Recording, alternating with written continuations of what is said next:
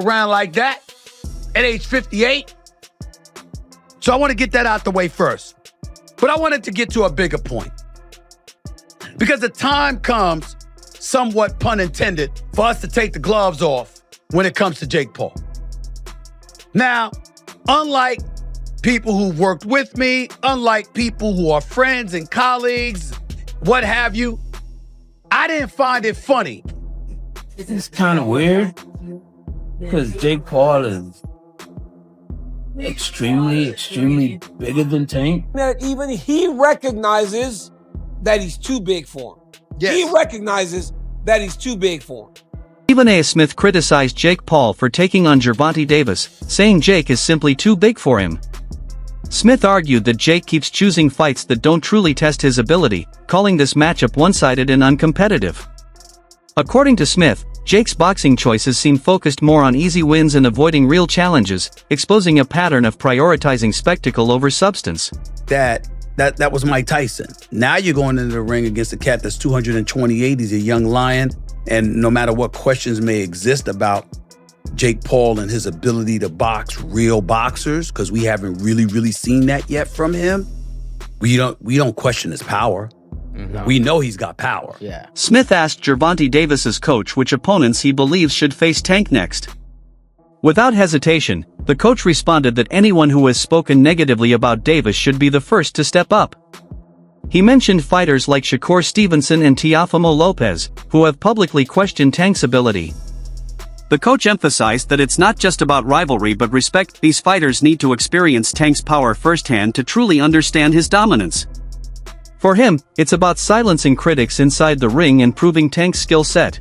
Who do you want to see? You, as a guy that's in his trainer, that's like a father figure to him, you're training him all the time, you know him, both y'all from the streets of Baltimore the whole bit. Who do you want to see Tank fight next? I want him to get all of them that ran their mouth. Give me the names. I need names, Calvin. I need names. You already know. We went down to, we working on the big four. It was Garcia. That's the first one. Roma, I hope we get him soon. Shakur, he's going to get it. He know he's going to get it. It's just Bob is in charge of that. You know what I'm saying? Bob know what he's doing over there. You can't tell Bob how to run his game because he's like a vet at this. He's been doing it for so many years. That's going to happen. All the fights that we'll want, they have no choice. They're going to take the fight when it's time to take the fight. It's just right now, who's going to take the fight? That's the question. Comedian Aries Spears shared his blunt take, calling the upcoming fight more of a spectacle than a pure sport. Despite dismissing it as a circus, Spears still respects Tank's strength and precision, confidently predicting a third-round knockout. His view highlights the contrast. The fight is both entertainment and skill, with critics acknowledging that Davis could end the show early with a brutal finish. Spears captures the feeling many fans share. This matchup is both absurd and fascinating, a spectacle wrapped in boxing talent. The next fight that's coming up is Tank Davis versus Jake Paul. Oh, this is such a circus. Yeah. Look, according to BetOnline.ag, Gervonta Davis is favored -240, Jake Paul's +190. So more than twice the odds for Davis. Davis is a lot smaller, but he's a real serious fighter. I'm predicting a third-round knockout. Ooh. Third round knockout. He's out of there. Listen, I don't know what's the bigger joke. That fight or Tyson versus Floyd Mayweather? We'll talk about that in a second. We'll talk about that in a second. Yeah, this is honestly just disappointing. As a boxing fan, to just keep seeing these circuses happen over and over again. I don't know if the rumor's true, but I heard Floyd was talking about coming out of retirement to fight Crawford. Now that's got some panache to it. That'd be interesting. It I think Floyd will end up taking a loss. Finally. That's the thing. He'd mess up that record. Yeah. And I would respect him for it because we know how much he's tried to protect the record. Take the risk. This is what great fighters are supposed to do. Yeah, but it's interesting because people were saying that Terrence Crawford should retire because he's, 43-0 at this point? Okay. He's 37 years old. I personally don't But he still got the goods, though. Oh, he's got the goods. Yeah, he still got the goods. Because Canelo was a monster. Had been dominating for a while. Right. And he had only had 2 losses, one of which was Mayweather, very early in his career. But this whole like Jake Paul, Gervonta Davis thing is just like, because Gervonta was supposed to fight Roach. There was supposed to be a rematch because it was, I believe, a draw last time. Yeah. So you go and fight Jake Paul instead? I'm sure it's a much bigger bag. I'm sure it's a much bigger bag. And clearly that's what it's about. It's the bag, you know? Yeah. Yeah. I mean, pretty soon they're going to have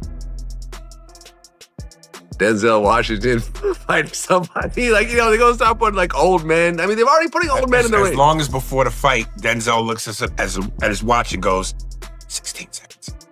I'm with it. Smith expressed his desire for boxing to move away from spectacle-driven fights. He advocates for Tank to focus on meaningful matchups that challenge his legacy. Specifically, he mentioned a rematch with Ryan Garcia, as well as fights against Teofimo Lopez and Shakur Stevenson, who could push Davis both mentally and physically. Smith's point is that fans deserve fights that matter, battles that define champions and restore the sport's competitive spirit. He worries that Davis's talent shouldn't be wasted on non-serious events that lack substance. To me personally, I want to see him fight a Garcia again. I want to see him fight a Teofimo Lopez, somebody like that that's got some power, somebody that has the potential to inflict some pain upon him, because I don't know if anybody can do it. And I've totally lost it with David Haney. After what I saw Ryan Garcia do to him, even though Ryan Garcia was a bit bulked up. Many boxing commentators are growing impatient with Jake Paul's career choices. They criticize his recent fight announcements for following a pattern of selecting unusual opponents that generate headlines rather than true competitive intrigue. Critics argue that Paul often avoids evenly matched opponents and that his fights seem designed more for viral clips than for advancing his credibility. While he attracts millions of viewers, purists believe the spectacle overshadows the sport, making Paul more of a showman than a genuine contender. Performance. Jake Paul won the fight. But yeah, that was that. This time, Jake Paul is to take on Tank Davis. He was recently in the news for being arrested for a domestic violence incident involving one of his kids' mother. He was alleged to have slapped her about the place. The charges were later dropped, to be fair to him.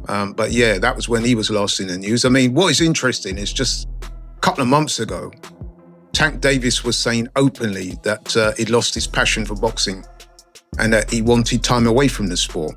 There was speculation that he might even retire, as he was experiencing extreme mental fatigue from boxing, depression, and there were mental health concerns over him.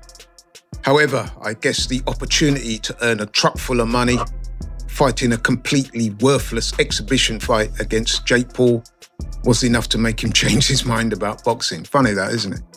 But you know what? I'm not even going to waste your time or mine critiquing this utter nonsense. Suffice to say that this so-called fight we're talking about is an exhibition, and it pits Jake Paul, who is a cruiserweight, by the way, weighs in excess of 200 pounds, and Tank Davis, who is, he was the WBA lightweight champion, who weighs in at about 135 pounds when he fights. So that's a disparity of some 65 pounds. In old money, that's about 4.5 stone. There's also a significant difference in height. Jake Paul is roughly, 6'1", 2.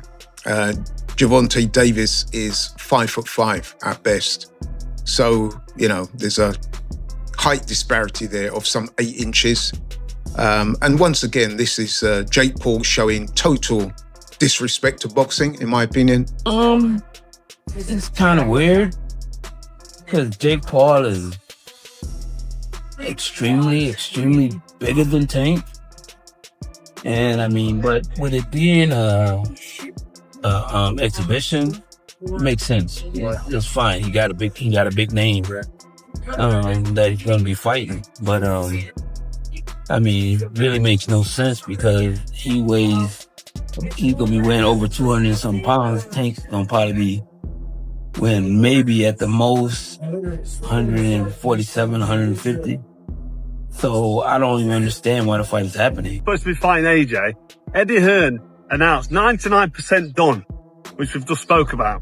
What next for AJ? Potentially Jake Paul. But it now looks like that Jake Paul is fighting one of Anthony Joshua's legs. He's fighting Gervonta Davis, somebody who's a quarter of his size.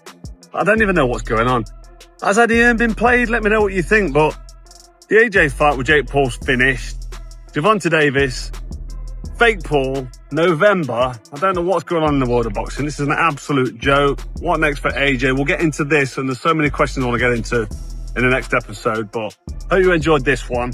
And yeah, I just thought I'd give you a quick update because the news has just come in. And I'm just trying to relax and play a bit of golf, and I can't. I've got to get it off my chest. I'm going to add it to this video. Hope you enjoy it. Don't forget, if you haven't already, hit like, share, and subscribe to the best channel in the business, Frotch on Fighting, and we'll see you very soon.